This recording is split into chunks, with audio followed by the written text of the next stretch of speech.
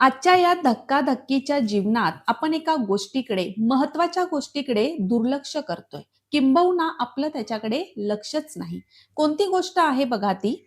पत्र लिहिलेलं आहे त्या गोष्टीसाठी. ते पत्र वाचून झाल्यानंतर तुमच्या लक्षात येईल आपण कोणाला पत्र लिहिलेलं आहे. कसा आहेस? खरं तर हे विचारायलाच काय, पण तुझ्याकडे पाहायला सुद्धा माझ्याकडे वेळ नाही रे. खरे तर तू एक कारखाना आहेस. हो, कारखानाच. तुझ्यामुळेच मी आहे रे, कारण मला हृदयाचे मुद्दाम ठोके पाडावे लागत नाहीत.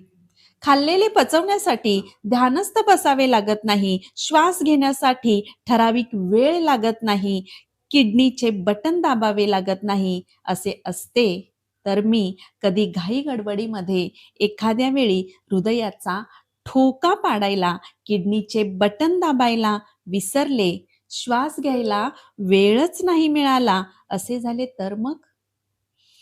झाले तर मग माझ्या शरीराची लगेच बॉडी होऊन जाईल.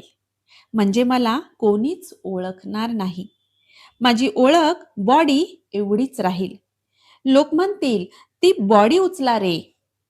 ती बॉडी काळी पडत चालली आहे.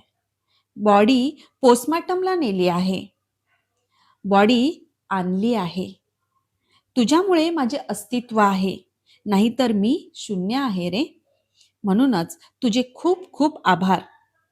समाजात बरेच लोक अपंग, बहिरे, आंधळे, मुके, कुरूप आहेत. पण माझ्याकडे सुंदर असे सुदृढ, निरोगी, परिपूर्ण शरीर आहे. त्यासाठी हे शरीरा तुझे खूप खूप आभार. त्याचबरोबर तू तर कल्पतरू सुद्धा आहेस. उदाहरणार्थ, आर्किटेक्ट वास्तूचा नकाशा विचार करून प्रथम आपल्या मनात तयार करतो, मग कागदावर उतरवतो आणि मग प्रत्यक्षात. हे शरीरा तुझ्या ठिकाणी असलेले मन आणि विचार यांद्वारे कार्य होते आणि मी यशस्वी होतो.